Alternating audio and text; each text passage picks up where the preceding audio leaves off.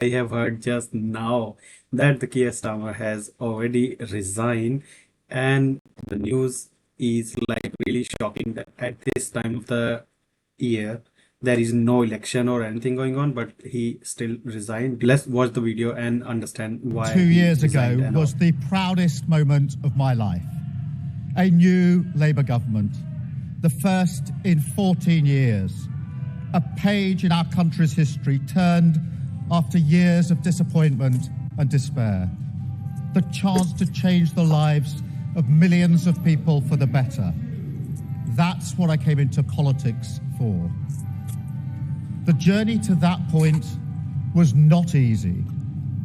6 years ago, I inherited a Labour Party that was politically, financially, and morally bankrupt.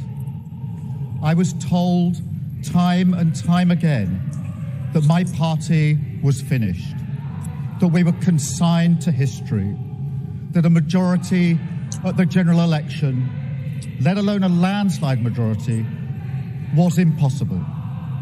But we proved those people wrong because we changed our party, ripping out the poison of anti-Semitism, restoring trust on the economy, defence and national security, and becoming a party that once again stood proudly with, not against, our national flag.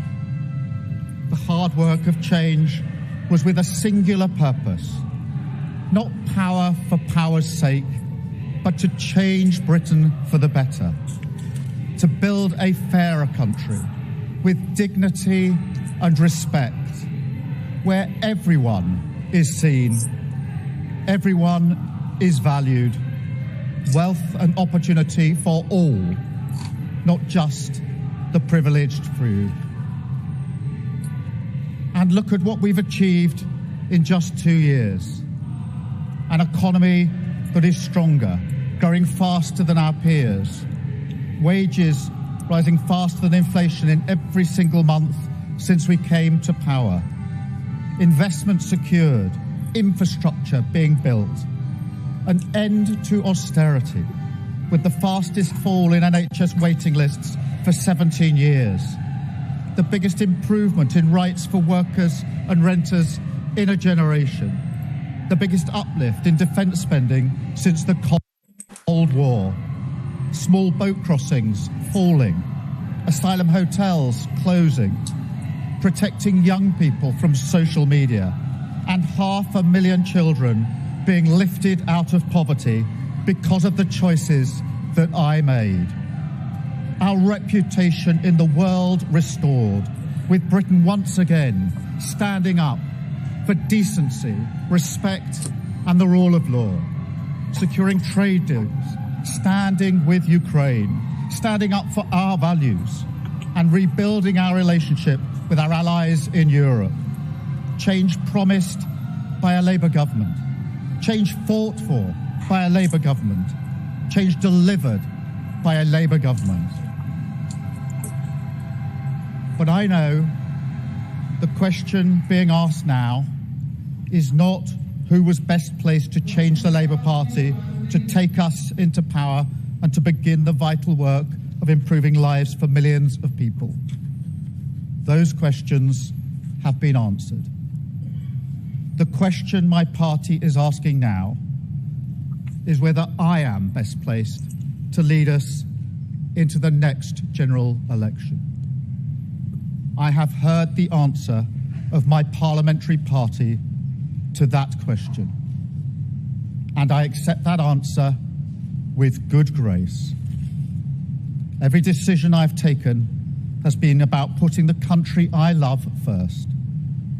That is why I will resign as leader of the Labour Party. I have spoken to His Majesty the King this morning to inform him of my decision. I will ask the National Executive Committee of the Labour Party to set out a timetable with nominations opening on the 9th of July and completed by the summer recess. In the case of a contest, this will ensure a new leader is in place before Parliament returns in September. I will remain in post as Prime Minister until the contest is complete. and I will do everything I can to ensure an orderly handover of power. I will also give my successor my full and unequivocal support, knowing that they will inherit a Britain that is far stronger and fairer than the one I inherited 2 years ago, better prepared for the challenges ahead, and better able to ensure the Labour Party secures a second term in office. I want to thank all of those friends and colleagues who have been at my side for these past 6 years or so, for their incredible commitment, service and support. I want to thank the brilliant Number 10 staff and our country's extraordinary civil service who dedicate their lives to public service. And when I leave the biggest job in the country, I shall spend more time on the most important job, being the best husband I can to my fantastic wife Vic, who has been a rock by my side through good times and bad, and being the best dad I can to my beautiful children, who are my pride and my joy. Thank you very much.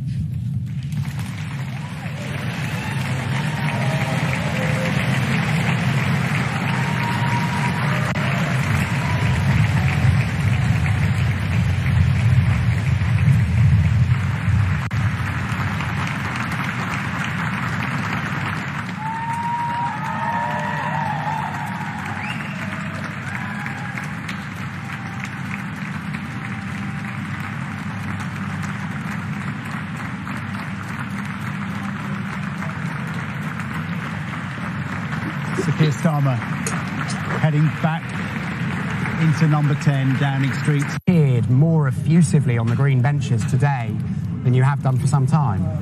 Henry, Chris, thank you very much indeed. An extraordinary moment here in Downing Street just in the last 15 minutes or so, after all those months of speculation, especially over the weekend, days of intense speculation. Sir Keir Starmer, with his wife Victoria at his side here, announced that he will be resigning as Prime Minister and talking to the Labour Party's NEC about what happens next in terms of a leadership contest.